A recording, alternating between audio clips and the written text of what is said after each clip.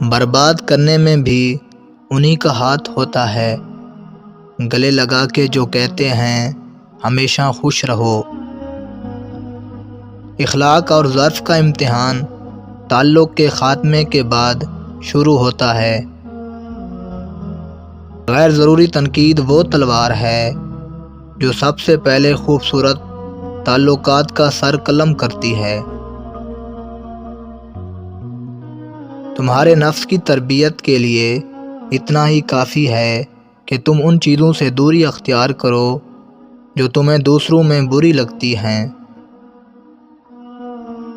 رشتے ضرورت کے ہوں تو کبھی خوشی نہیں دیتے، اور جذبات کے ہوں تو کبھی ساتھ نہیں چھوڑتے۔